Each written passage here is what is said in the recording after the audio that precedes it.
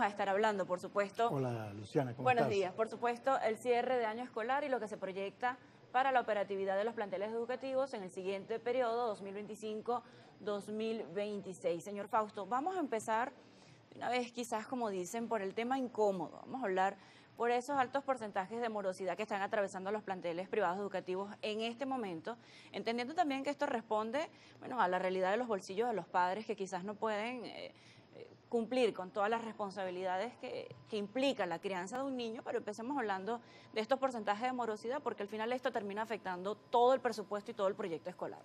Tú lo has dicho, el presupuesto no podemos nosotros agarrar y reconvertirlo, porque nosotros somos, en términos generales, una empresa de servicios que sepamos nuestro presupuesto en el mes de mayo, junio, lo aprobamos en julio para ponerlo en vigencia en septiembre y para iniciarlo en septiembre a una vigencia hasta agosto del siguiente año. Y el monto de la cuota de escolaridad queda fijada. ¿Qué pasa? Cuando estos impactos de la diversidad del dólar que sufrimos entre enero, febrero, empezó a acrecentarse un poco esta morosidad entre marzo, abril.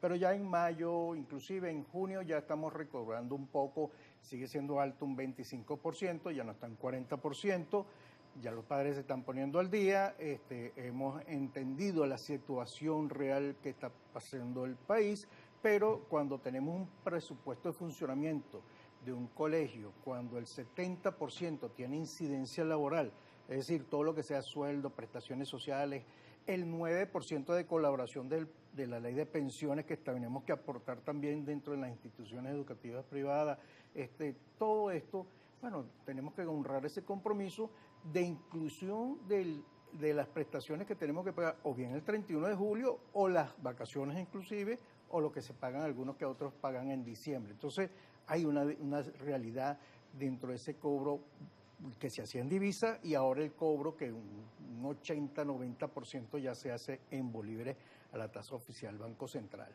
Allí es importante también resaltar en este punto la protección al derecho a la educación que tienen los niños, de que, bueno, aun cuando se presentan estos porcentajes de morosidad, a los niños no se les prohíbe el ingreso a la institución, no se les prohíbe asistir a clases, a pesar de que, bueno, no se cumple con esta parte administrativa, siempre está por encima o prevalece lo que es la protección a ese derecho a la educación, al acceso a la educación que tienen los niños, aun cuando el plantel sea privado. Pero tocó el tema de esos pagos realizados en divisas que antes percibían de esa manera, ahora en bolívares, y por supuesto hay un diferencial que se ha marcado en los últimos meses. ¿Cómo aún hacen para paliar esta situación de esa diferencia en cuanto a presupuestos? Porque quizás, bueno, lo que ingresa en enero no es lo mismo ya a la hora de hacer la traducción de ese pago, de un compromiso de honrarlo el día 31 de julio. ¿Cómo ha sido un poco más puertas adentro honrar esos compromisos aún llevando estas cifras, estos números? Bueno, fíjate, los sueldos que tenemos de nuestros trabajadores, desde el obrero, el mantenimiento, hasta el directivo, docente y todo,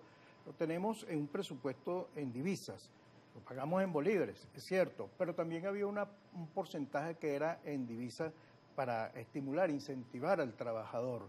La mayor cuantía era en bolívares, que siempre se pagaba en bolívares, pero también hay algo que tú dijiste, oye, los padres están con la morosidad y nosotros no podemos, tenemos que cumplir con nuestro servicio ante los estudiantes, pero un pequeño porcentaje de esos padres que también se dicen, bueno, yo con pagar no me sacan a mi hijo y tengo que seguir, pero prefieren pagar, gastar en otros asuntos suntuosos o de lujos o de otras cuestiones que debe cumplirse, bien sea con la alimentación, bien sea con la salud y también con la educación de su familia. Entonces aquí también es un poco de la conciencia ciudadana que debe tener cada padre de familia, madre de familia, que tenga que cumplir con eso.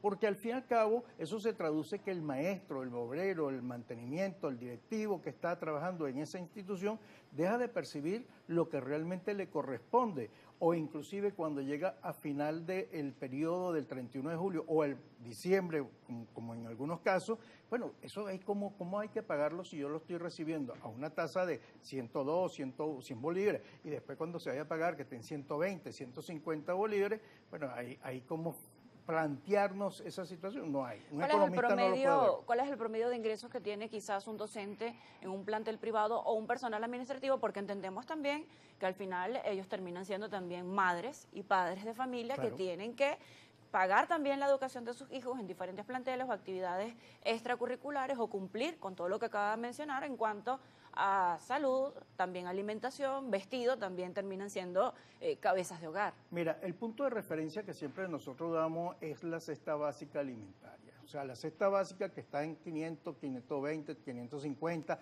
dependiendo del estado de la ciudad donde se esté haciendo esa medición, de acuerdo a los planteamientos que se hace oficialmente. Bueno, eso es lo que mínimo que debería haber para un conjunto familiar de 4 o 5 miembros. Es decir, si hablamos de 550, bueno, de lo mínimo que debería ser 275, 280, $300 en los pagos que se debe hacer. ¿Rondan este promedio? Todos estamos por ese promedio. De hecho, el año pasado, en esta misma época, cuando me hacen una entrevista, yo le hablaba que para el siguiente año íbamos hacia los $250, de entre 200 y $250, y bueno, muchos colegios en el interior, sobre todo, la situación es diferente a lo que podemos estar viviendo en las ciudades de mayor relevancia, en las capitales de ciudades más relevancia que puede haber aquí. Entonces, hay que entender una realidad.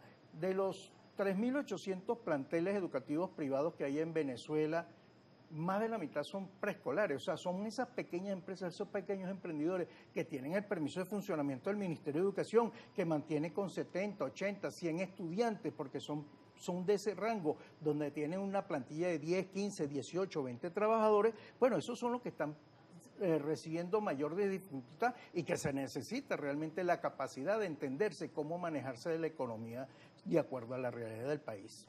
Profesor, debemos hacer una pausa, pero habló de 3.800 planteles activos en este momento, entendiendo también que en los últimos años el número de instituciones privadas ha bajado también. A la vuelta del corte vamos a hablar a qué responde también esa variación con respecto a instituciones educativas privadas que funcionan en el país y también a la matrícula activa en este momento. Hacemos una pausa, a la vuelta más de esta entrevista.